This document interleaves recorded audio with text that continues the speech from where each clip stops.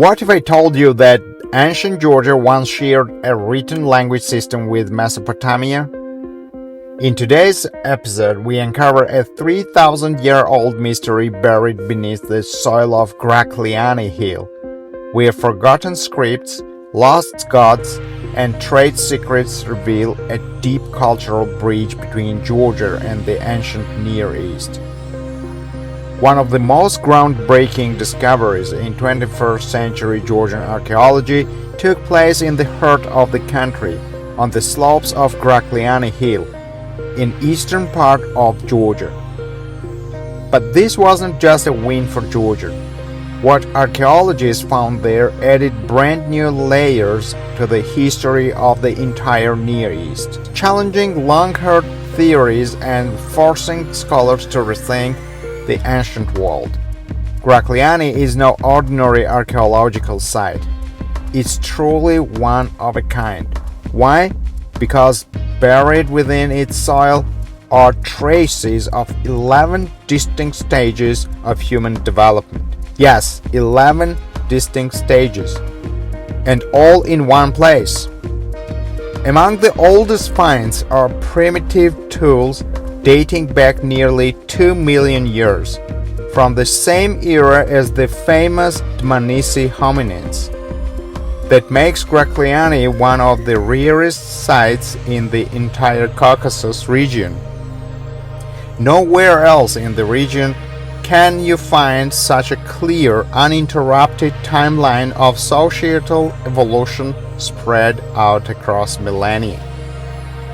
The site first drew serious scientific attention in 2007 when archaeologists uncovered buildings dating back to the 5th and 4th centuries BCE. This was a major breakthrough.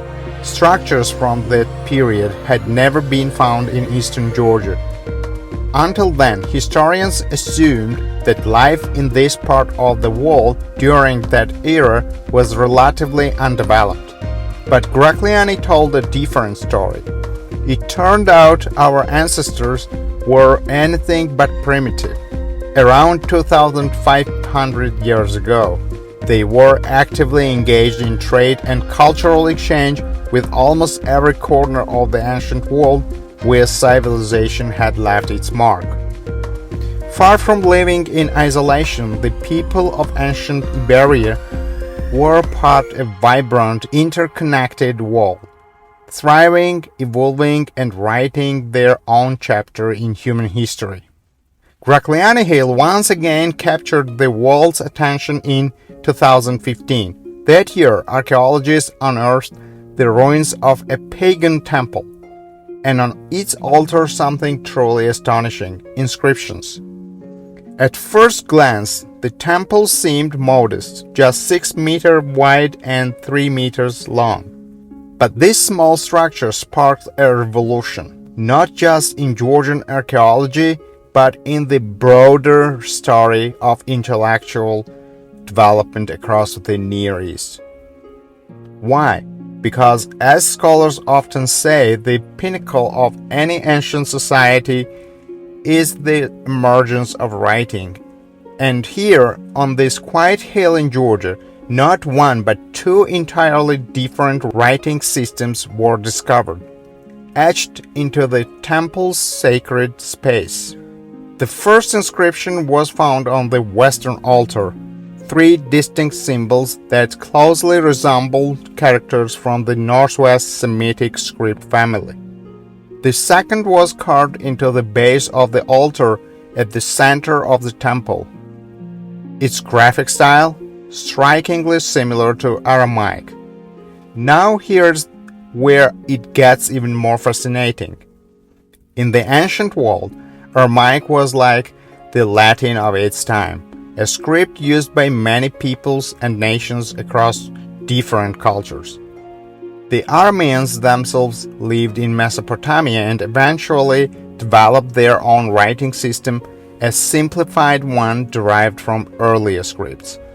But here's the twist: the Aramaic-style inscription found at Grakliani Hill is 100 years older than any similar writing ever discovered in Mesopotamia, the very place Aramaic is believed to have originated.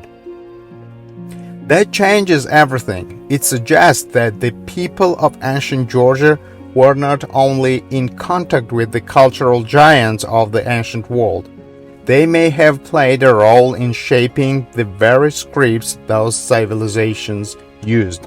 Grakliani is no longer just a local archaeological site. It's a key piece of the puzzle in understanding how human intellect and communication evolved across continents. To confirm the authenticity of the find, the head of the Grakliani Hill Archaeological Expedition, Grakliani, did not waste a moment. As soon as the inscription was uncovered, he sent samples for radiocarbon dating to the Beta Analytic Laboratory in Miami, USA. The results came back with a stunning date, late 11th century to early 10th century BCE. But Licelli wanted absolute certainty. To eliminate any doubt, he invited his international colleagues to take independent samples themselves and send them to laboratories of their own choosing. The German team sent their samples to a lab in Zurich. The result? The same, 10th century BCE. The Italians sent theirs to the Groningen lab in the Netherlands. Once again, the result matched, 10th century BCE. There was no longer any room for skepticism. The inscription was undeniably over 3,000 years old, etched directly onto a stationary altar base, immovable and clearly created in place. This wasn't something that could have been brought from elsewhere or altered over time. It was genuine, ancient, and revolutionary. As for the meaning of the inscription, that mystery is still unfolding. Both Georgian and international scholars are hard at work trying to decipher it. So far, no official interpretation has been published, but some intriguing theories have surfaced, especially attempts to read it using early Georgian script Asum Tavruli. One particularly fascinating interpretation comes from scholars Edward Maisaradze and Gocha Kuchukhidze. According to Maisaradze, the inscription may indeed be written in Asum Tavruli, so in Georgian. And if read that way, the text delivers a poetic and mystical message. Juma, Hursag is the mother of the universe, its nurturer and eternal. According to ancient Georgian mythology, Juma was the god of the underworld and the divine protector of shepherds. His presence was so deeply rooted in the culture that even today, the fourth day of the week, Wednesday, is named after him in unwritten languages of Georgian language group. In essence, Juma played a role much like the Greek god Hermes. Then there is Hursag, also known as Ninhursag, a powerful goddess from ancient Sumerian mythology, revered as the mother of creation and nurturer of life.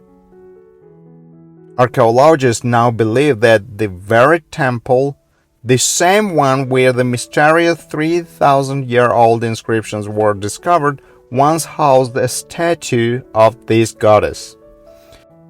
Mr. Maisaradze offered an especially thought-provoking theory.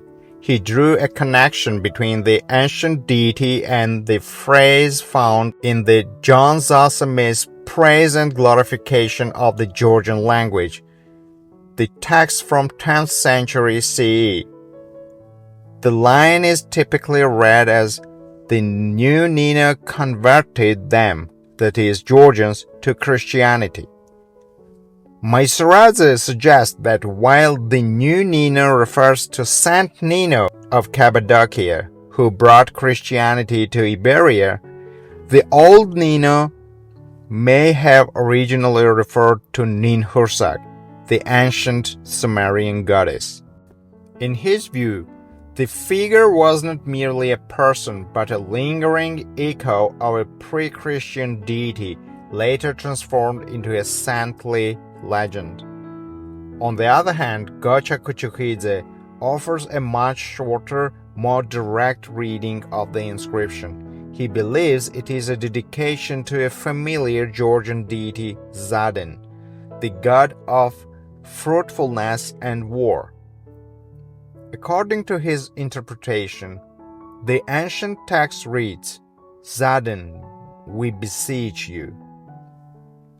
What makes the inscription of Grakliani Hill even more remarkable is that they are not some isolated, random discovery floating without context. They are deeply rooted in a rich archaeological environment. Researchers examining artifacts found at Grakliani and its satellite sites uncovered compelling evidence that 3,000 years ago, the people of this region were already using a standardized unit of weight to support high-level production and trade. In the world of archaeology, this is no small detail. The introduction of a metrological system, a formal method of measuring weight, is widely recognized as a major intellectual milestone for any society.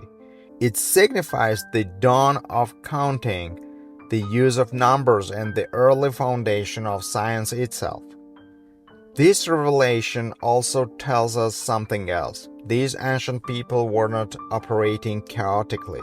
They had administrative structures, rules, and regulations.